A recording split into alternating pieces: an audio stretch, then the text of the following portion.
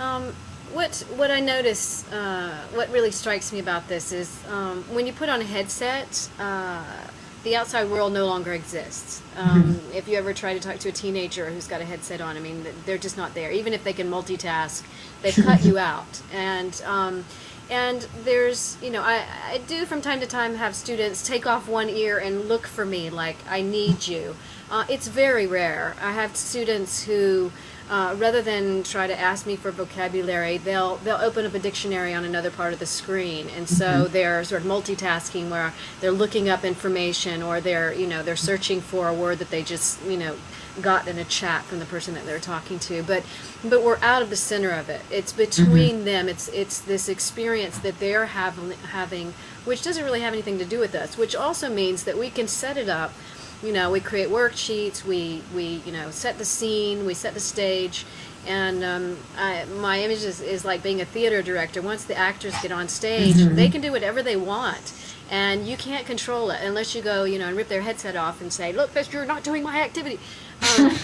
Which that you wouldn't be doing this kind of activity if you needed that kind of affirmation as a teacher. I think you really have to let go and have it take over. There was an experience I remember at some point where there was a teacher that I was working with who wanted to look at the email that they were exchanging after the classes, and I was going, well, no, this was kind of almost a love experience. There was an attraction. It was a man and a woman who were exchanging email after they'd met online, and I'm thinking, I really don't want to know what they have to say to each other. I mean, it's not my business. And there's so much of that. There's so much of, you can set it up, you can, but you're not in there. I don't feel like I can be in there to correct their grammar. Not something that you can, be at the center of at all. And so I think they become the experts, and they give what they want to give, and that they take what they need to take as well. When they become the expert in their own language, when the target language is being spoken by the other student, then what we have is, they're the expert, they're the one who should be correcting the other student. They have the opportunity to do that. And so that's what we hope is happening. Since I can't hear what the other students are saying on the other side, I do hear my students from time to time giving them vocabulary, telling them what something means, typing a word in that they haven't understood, looking for the translation of the word in the other language. So there is very much a peer based learning going on. It might not be perfect. It might not be the subject that we've set up. They might not be interested in that, but they are speaking and learning something really vital in that exchange, which I don't think can be, it's like a garden that, is sort of wild, and it grows the way it grows, but I think, you can only control it to a certain extent. Otherwise, the exchange is not going to happen. It's going to be a fake kind of, wonky version of an exchange, whereas what we're hoping is this will inspire people to go abroad. It will inspire people to take up an email exchange and create relationships across the globe, and give more cultural understanding to each other.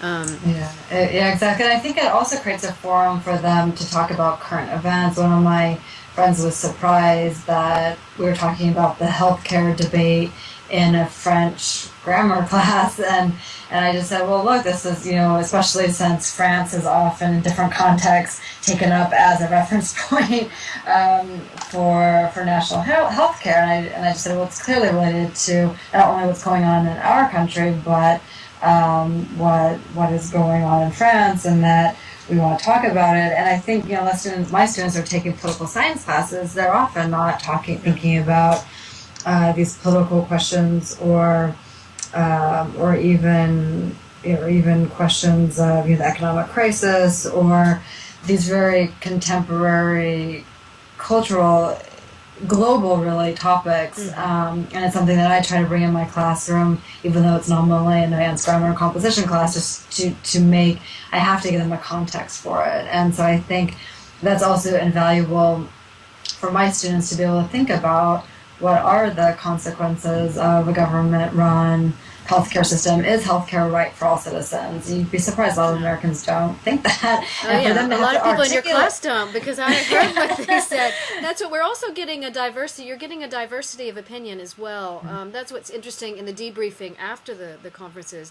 Is what we realize is they're getting not just the point of view of one person, but sometimes obviously two partners that they're speaking to directly. But afterwards, what they've gotten is your entire class, because everyone has we have an exchange together, and everyone has a chance to get that to get the whole point of view of everybody. And so we heard in the healthcare debate that there were people who were totally against a global healthcare system. There were people who were totally against paying for somebody else. There were people who were totally hoping that this was going to go through, and there was going to be a public option, and abortion was going to be part of that option. We heard all kinds of different opinions, rather than just one, which might be my opinion or your opinion, in a class where the teacher is the center of it all. So it does, obviously, most of the students are around 20 years old. Most of them, are studying language. They're all studying languages. Most of them are, the liberal arts. My students are all engineers, pretty much. So it's not, a completely, young, old, left, right wing. There is a, a duplicity of ideas and information, but probably not as much as if you grab 20 people off the street. But I think I was really surprised at the diversity of opinion on economic crisis that I heard about the other day from people in your group, or what they related to us, which was very, very different from what we had originally thought might be the case, that they were worried about it, or that, a lot less worry than we thought, a lot less, change in attitude or consumer habits than we thought. It's been a big stereotype breaker in many, many different ways. That there's so many ways that we've kind of, jumped back and said, wow, I can't believe they really think that. I can't believe that, they, wow. And that sort of, eye-opener is wonderful for students, because we do have images from, the same TV series, the same music, the same, whatever, Hollywood movies. But we don't have the guy on the street or the college student and those opinion kind of ideas. So that's an important element there. Yeah. And I've even found, I think, my students, it makes them also, as they're talking about, be experts. Where when we were, for the last part of the last exchange, we were talking about Thanksgiving and Thanksgiving family traditions and what the difference is between Thanksgiving and Christmas, tradition-wise. And I noticed some of my students were looking up the story of Thanksgiving. Right. Oh, hilarious versions of Thanksgiving. I couldn't believe some of the things they were coming out with. My students were like, what is that?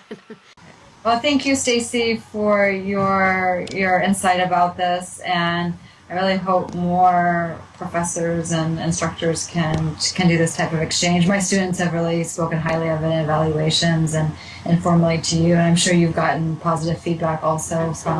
Absolutely, yeah. Wish we could be there in sunny California, but yeah, it's a long ride. It's a long plane ride for the weekend.